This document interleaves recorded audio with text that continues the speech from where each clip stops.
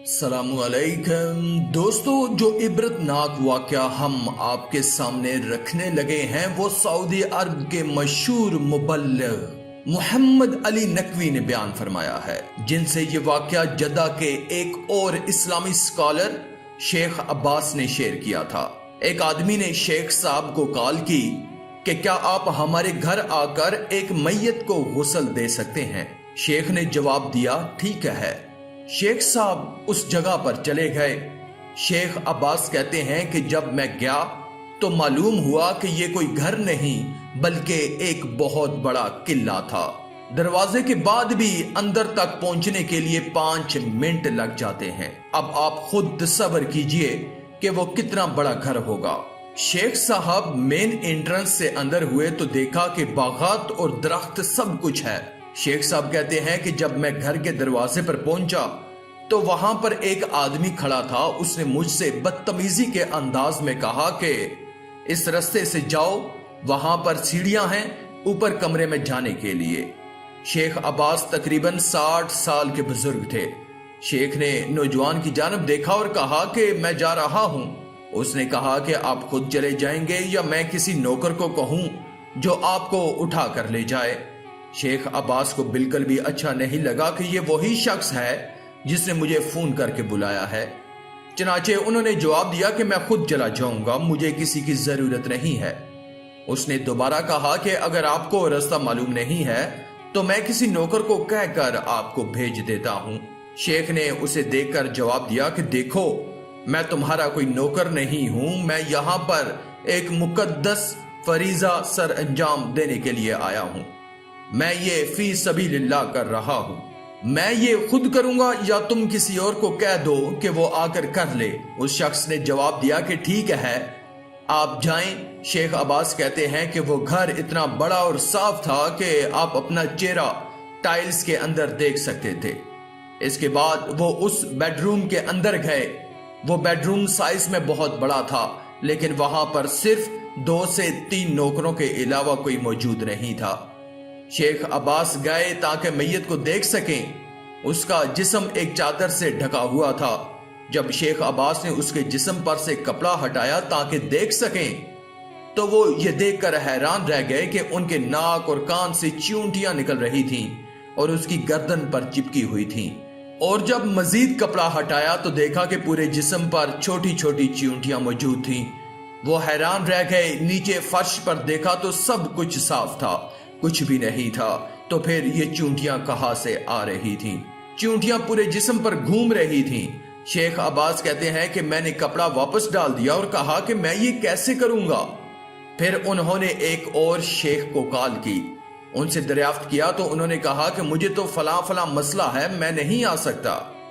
तो फिर शेख ने एक और दूसरे स्कॉलर को कॉल की। उन्होंने कहा कि अगर आप मुझसे गुस्ल के तरीके के बारे में पूछें तो मैं बता सकता हूं। मुझसे सवाल करें कि जली शुदा लाश को कैसे गुस्ल देना चाहिए तो मैं आपको जवाब दे दूंगा। अगर आप मुझे टुकड़े टुकड़े हुए जिस्म के बारे में पूछ रहे हैं तो तब भी मैं आपको बता सकता हूं, लेकिन मैयत की जो हालत आप मुझे बता रहे हैं ऐसा तो किसी किताब में दर्ज नहीं है। आप जो करना चाहते हैं करें, मैं कुछ नहीं कर सकता। यानी उसने साफ साफ हाथ खड़े कर दिए कि मैं आपकी कोई और किसी किस्म की मदद और मशवरा नहीं दे सकता। शेख अब्बास ने वहां पर खड़े नौकरों से दरियाफ्त किया कि आपके इस मरहूम की औलाद में से यहाँ पर कौन कौन है। उन्होंने जवाब दिया कि कोई भी नहीं।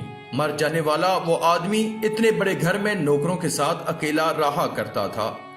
शेख अब्बास कहते हैं कि मैं उस कमरे में मौजूद वाशरूम की जानब गया। मुझे अल्लाह की जानब से ख्यालात आ रहे थे, वरना मैं नहीं जानता था कि क्या करूं। मैंने उस वाशरूम में मौजूद टब को पानी से भर दिया। फिर मैंने नौकरों की मदद से मुर्दे को उठाया और उसे टब के अंदर रख दिया। यह करने के बाद उसके जिस्म पर मौजूद चींटियां पानी के ऊपर तैरने लगी। शेख अब्बास ने यह अमल कई मर्तबा दोहराया कि जिस्म से तमाम चींटियां साफ हो जाएं। फिर उन्होंने मैयत के जिस्म का मसा किया। सारी चींटियां चली गईं, लेकिन वो अभी तक हैरान थे कि इस कदर साफ सुथरे घर में जिस्म के ऊपर ये सारी चींटियां कैसे आ गईं। ना ही वहां पर कोई ऐसा सुराख मौजूद था कि कहीं से चींटियां आ जाती। लेकिन बहरहाल انہوں نے میت کو پانی میں سے نکال کر دوبارہ بستر پر رکھا اور جسم پر مسح کرنے لگے، اس پر عطر وغیرہ اور خوشبو وغیرہ لگائی۔ پھر انہوں نے اپنا سارا کام ختم کیا، نیچے آئے، اور جب وہ نیچے آئے اور دیکھا کہ ان کا بیٹا چل رہا ہے، آپ نے فرمایا کہ میں نے آپ کے والد کو غسل دے دیا ہے، اور اگر کچھ اور کرنا چاہتے ہیں تو آپ مجھے کہیے، میں وہ خدمت بھی سر انجام دے دیتا ہوں۔ بہت ہی بدتمیزی اور سختی کے ساتھ وہ نوجوان بولا، وہ سامنے کمرہ ڈرائیورز کے لیے ہے، وہاں چلے جائیں اور کھانا کھائیں۔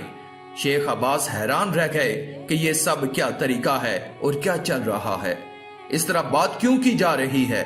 جب اسے دوبارہ کہا گیا کہ وہ سامنے ڈرائیور کے کمرے میں جاؤ اور کھانا کھا لو، تو شیخ صاحب نے جواب دیا کہ میں یہ سب کچھ اللہ تعالیٰ کی رضا کی خاطر کر رہا ہوں، آپ سے کھانا یا پیسے نہیں مانگ رہا ہوں۔ شیخ عباس گھر سے باہر نکل کر روڈ پر کھڑے ہو گئے، کیونکہ جو ڈرائیور وہاں پر ان کو لے کر آیا تھا وہ اسی شخص کا ملازم تھا، اور شیخ نہیں چاہتے تھے کہ وہ مزید اس شخص سے کوئی مدد لیں۔ شیخ عباس جب باہر کھڑے تھے تو اس بدتمیز انسان کا بیٹا اور مرحوم کا پوتا وہاں پر آیا، جس کی عمر تقریباً 18 برس تھی۔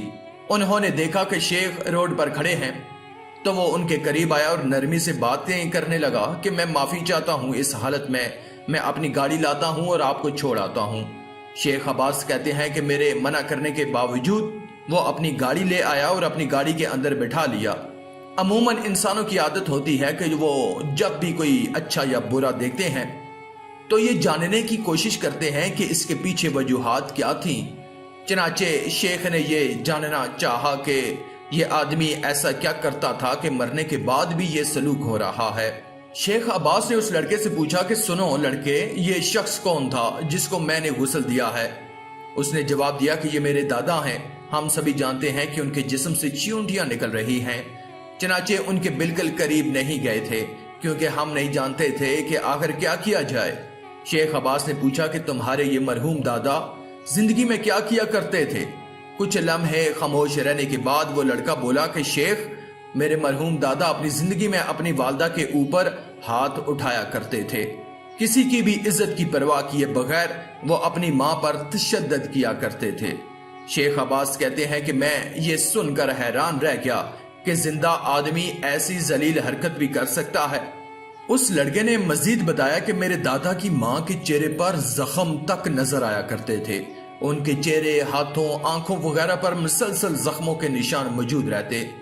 وہ نوجوان بولا کہ میرے والد جو اس مرحوم شخص کے بیٹے ہیں، وہ خود اپنی دادی کو پولیس اسٹیشن لے گئے کہ اس شخص کے خلاف پولیس رپورٹ درج کروائی جائے، اور جب پولیس اہلکار ان سے دریافت کرتا کہ آخر ہوا کیا ہے تو وہ ہمیشہ یہ کہا کرتی تھی کہ میں سیڑھیوں وغیرہ پر سے گر گئی تھی۔ انہوں نے کبھی بھی اپنے بیٹے کے خلاف ایک لفظ تک نہ بولا، اور یہ مار دھاڑ ہر ہفتے ہوا کرتی تھی، حتیٰ کہ پولیس بھی جان گئی کہ اس گھر میں یہ سب کچھ ہو رہا ہے، لیکن ماں کچھ بھی بتانے سے انکاری ہوا کرتی تھی، اور بیٹے اس کے خلاف کچھ کر نہیں سکتے تھے کیونکہ وہ شخص جو یہ ساری حرکت کر رہا تھا وہ ان کا باپ تھا۔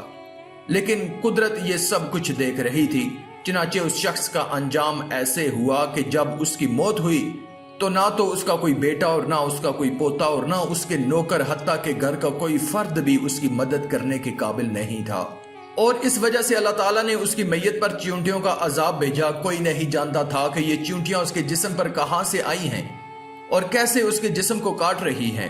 ایک حدیث شریف میں آتا ہے کہ مردے کی ہڈیاں توڑنا ایسا ہی ہے جیسا کسی زندہ کی ہڈیاں توڑنا، یعنی مردہ بھی وہی درد محسوس کرتا ہے جو کسی زندہ آدمی کو ہوتی ہے۔ ذرا اب سوچئے کہ اس مر جانے والے شخص کے منہ اور ناک اور کان اور آنکھوں سے چیونٹیاں باہر نکل رہی تھیں اور اندر جا رہی تھیں، اس کے پورے جسم پر کاٹ رہی تھیں، اس پر کیا گزر رہی ہوگی۔ ایک زندہ آدمی چیخ کر بیان کر سکتا ہے لیکن مردہ کبھی کچھ بول نہیں سکتا، ہاں مگر درد کا احساس مردوں کے لیے بھی موجود ہے۔ چنانچہ اس بات پر تو تمام علماء کا اتفاق ہے کہ اپنے والدین کے ساتھ کسی بھی قسم کے سلوک کا انجام دنیا اور آخرت میں بھگتنا پڑتا ہے۔ اللہ رب العزت سے ہر وقت دعا کرنی چاہیے کہ اللہ ہمارے والدین کی خدمت کرنے کی توفیق دے، اور جب وہ اس جہاں سے چلے جائیں تو ہمیں ان کے لیے صدقہ جاریہ بنا دے۔